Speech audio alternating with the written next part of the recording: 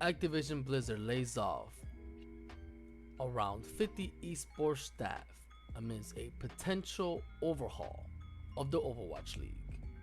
Is this the end of the Overwatch League? Blizzard Entertainment's games will be coming to Steam very soon. And a new fantastic horror game mixing Sesame Street and Resident Evil is soon to come in this week's gaming news, and it starts right now. Good morning, good afternoon, good evening, guys, and welcome back to MaxCubeGaming News. And yes, I've been away for 3 weeks, but I am now back to provide you guys the best gaming news there is to come. So let's begin. Activision Blizzard lays off esports staff as it faces potential dramatic change for the Overwatch League. Amidst layoffs in the Activision esports department, Overwatch League franchise owners will vote on whether to continue the league in its current format. This is by The Verge, guys. The article indicates that with the acquisition of Blizzard by Microsoft, these layoffs are just the premise of what the new changes, big changes, not only the Overwatch League is going to face, but Call of Duty is going to see. And this also came out earlier yesterday when the earnings calls came out with, of course, the fate of Overwatch Leagues coming to a halt. During the second quarter, we've amended a certain terms of our collaboration agreement with teams entities participating in the Overwatch League.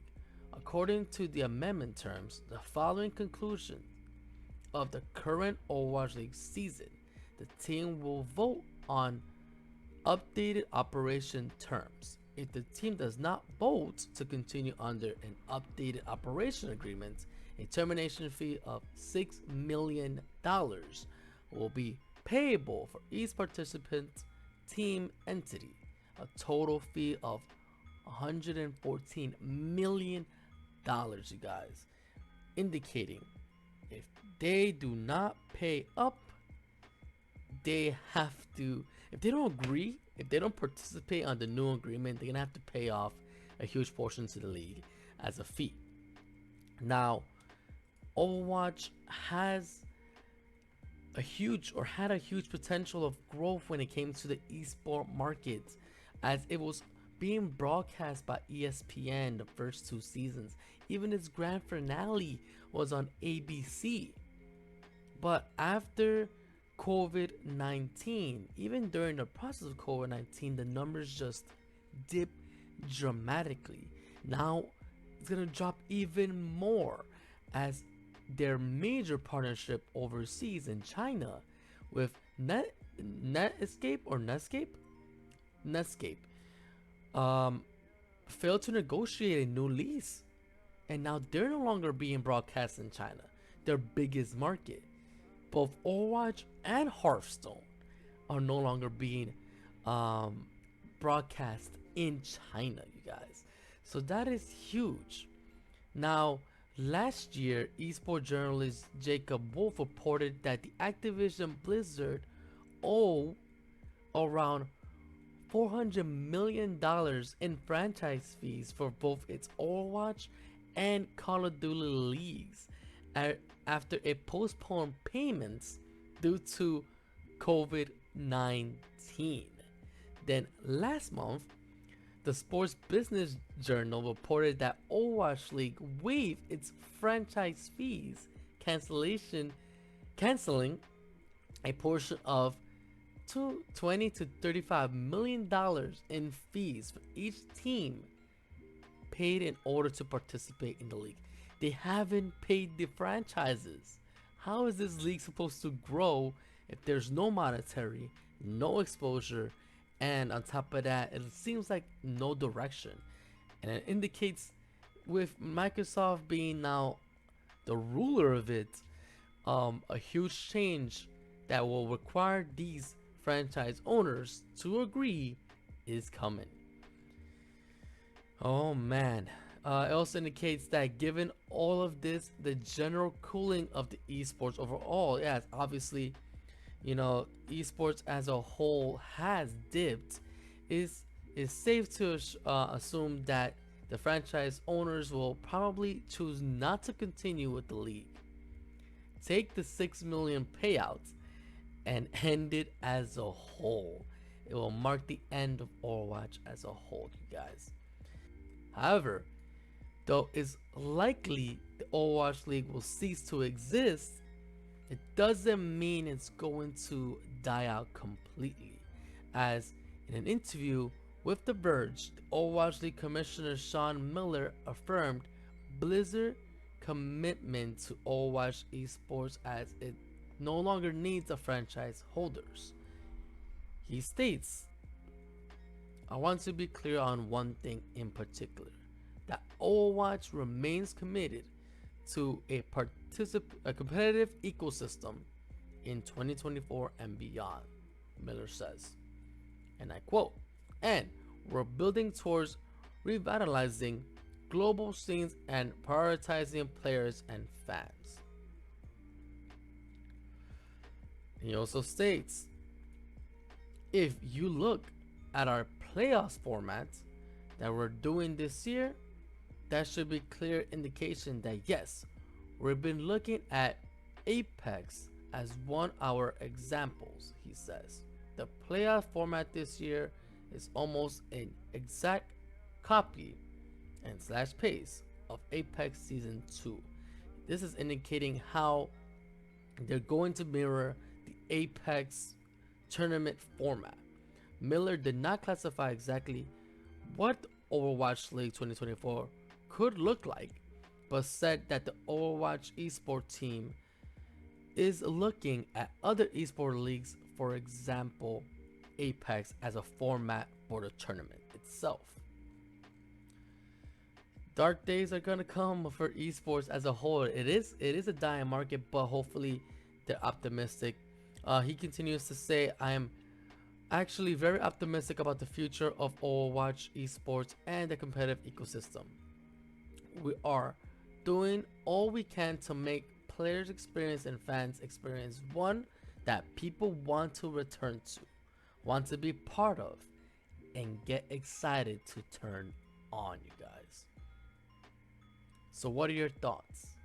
Do you think esports is coming to an end as it's not producing as much as it did before COVID?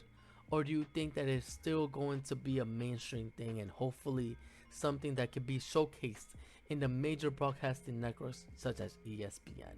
Let me know in the comments below. Also, let me know, do you like Overwatch? Who is your team from the Overwatch League that you root for? And do you think it is a viable source for not only business income, but a viable source as a sports league? Let's continue.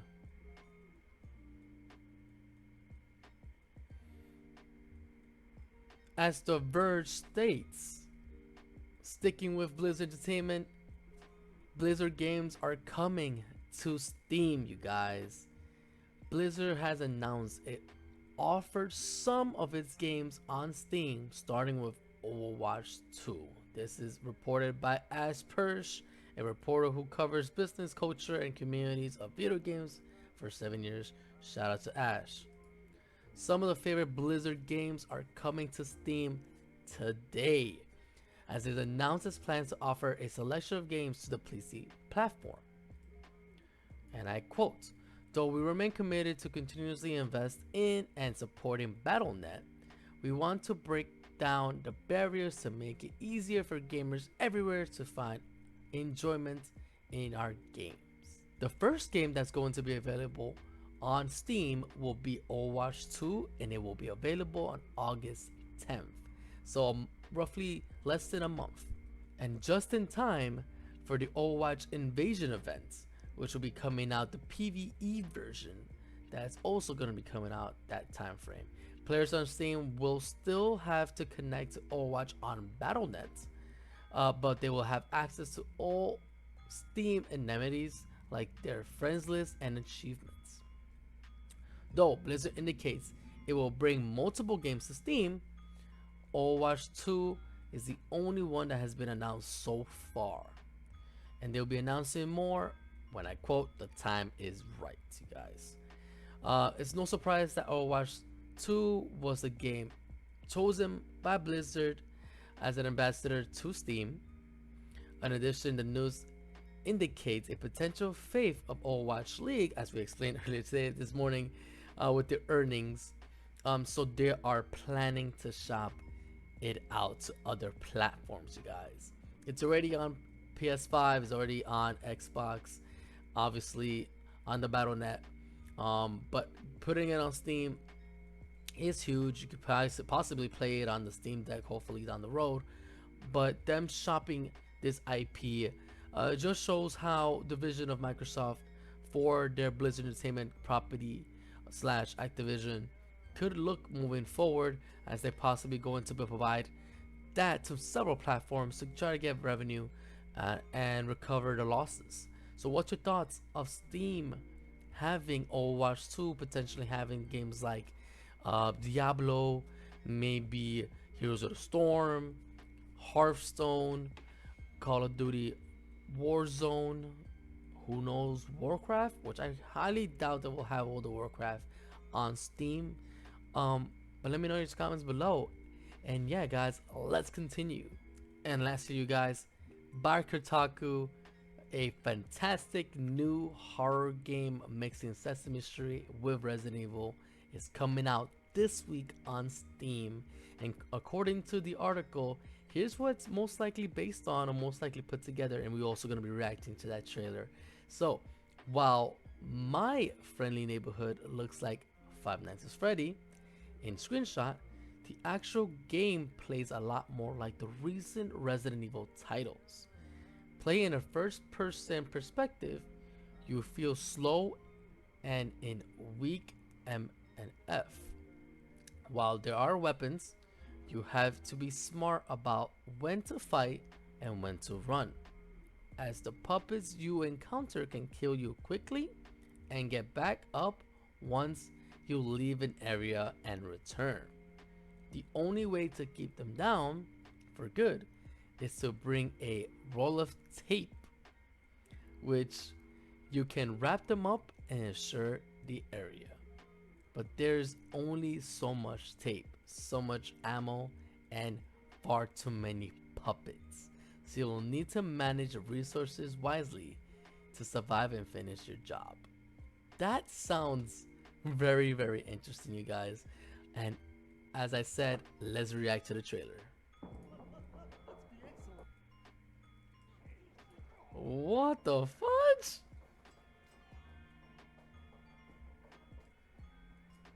What the fudge? It looks like Biohazard, not Biohazard, Bioshock with the gun animation and how it sounds. That's very interesting. We got some wolves, or the customization, okay. Puzzles, obviously, Resident Evil. Board mini games, okay.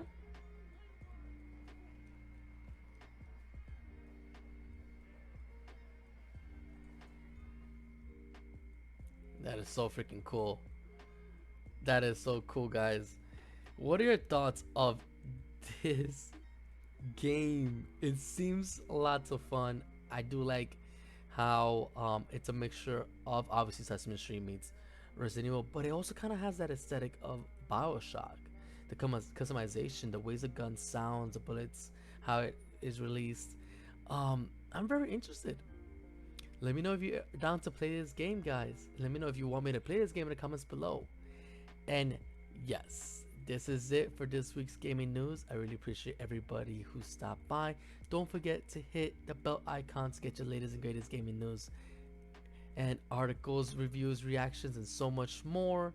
I am going to be back streaming Monday, full-time World of Warcraft. I will be playing World of Warcraft with a group of friends. We're on our way to playing PvP, do raids, have some fun, Shoot the Fly. I'm gonna be focusing on World of Warcraft for a bit, so if you never played the game, please stop by and support the channel. I will be on Twitch, and I'm also looking and getting on Kick, so who knows. Also, hit the subscribe button, like, and comment below your thoughts on those 3 articles, and I really appreciate everybody for coming through. So with that being said, I hope you guys have a good morning, good afternoon, and good night, and I'll see you guys on the other side. Cheers.